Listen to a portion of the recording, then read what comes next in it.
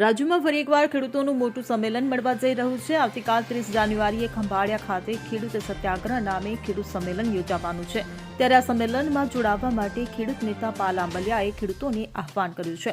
મળતી માહિતી મુજબ 30 જાન્યુઆરીએ ખંભાળિયા ખાતે ખેડૂત સત્યાગ્રહ નામે ખેડૂત સંમેલન યોજાશે। આ સંમેલનમાં જમીન માપણી સંપૂર્ણપણે રદ કરવાની માંગ અને સાથે દ્વારકા જિલ્લામાં ચાલુ વર્ષનું પાક ધિરાણ સંપૂર્ણપણે માફ કરવાની માંગ કરાશે। આ ત્રણેય માંગને લઈને 30 જાન્યુઆરીએ ખંભાળિયા ખાતે ખેડૂતોને ઉમટી પડવા પાલભાઈ આંબલિયાએ હાકલ કરી છે। જમીન માપણીના પ્રશ્ને આખા ગુજરાતના ખેડૂતો આગેવાનોને પાલભાઈ આંબલિયાએ જાહેર આમંત્રણ આપ્યું છે। તેમના દ્વારા વાછરા વાવ દલવાડી હોટલ પાસે ખંભાળિયા ખાતે 30 જાન્યુઆરીના રોજ સવારે 9:30 વાગ્યે ખેડૂતોને ઉપસ્થિત રહેવા હાકલ કરવામાં આવી છે। આ સંમેલનમાં ખેડૂત આગેવાનોની સાથે રાજકીય આગેવાનો પણ ઉપસ્થિત રહેશે।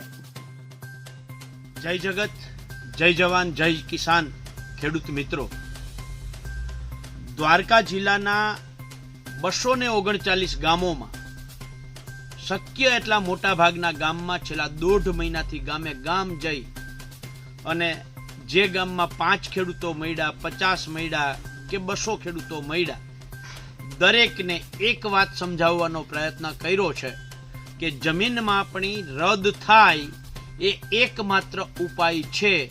એના સિવાય ભૂલ સુધારણા અરજીના આધારે સરકાર ગામના નકશામાં અસર આપતી નથી, એટલે એ સુધારો અધૂરો છે।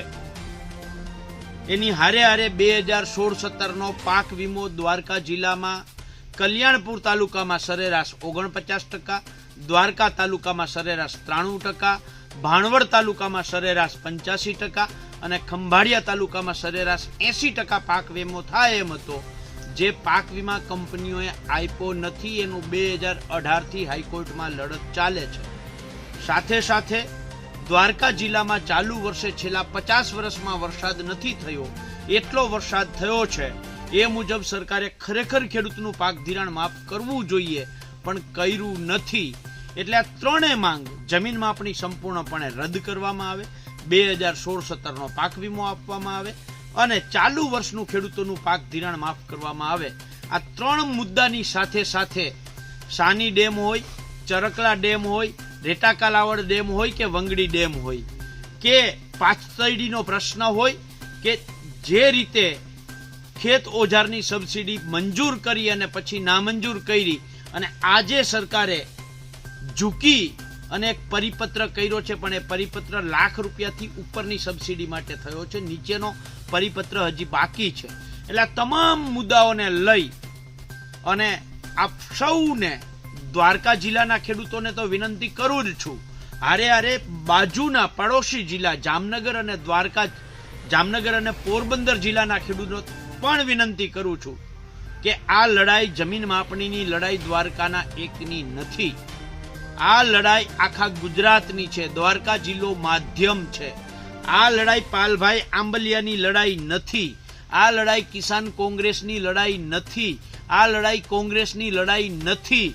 આ લડાઈ આપણા સૌની, ખેડૂતોની, આપણા હક અધિકારની, આપણી ખોટી જમીન માપણી, એના ખોટા દસ્તાવેજો એ રદ કરવાની લડાઈ છે। આપણો ખવાઈ ગયેલો પાક વીમા માટેની લડાઈ છે।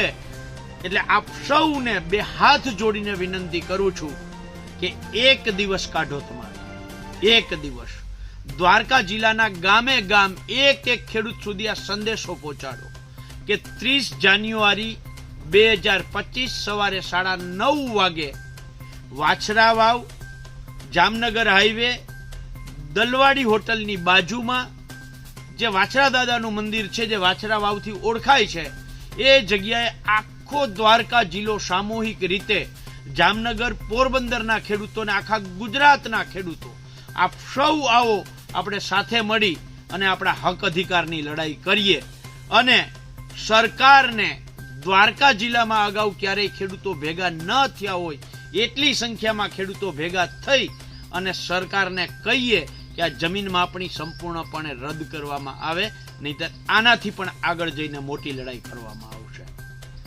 Bureau report CN24 news. હવે જુઓ દેશ દુનિયાની તમામ ખબરો તમારી આંગળીના ટેરવે। ઉઠાવો મોબાઈલ અને ગૂગલ પ્લે સ્ટોર પરથી ડાઉનલોડ કરો અમારી CN24 ન્યૂઝ મોબાઈલ એપ.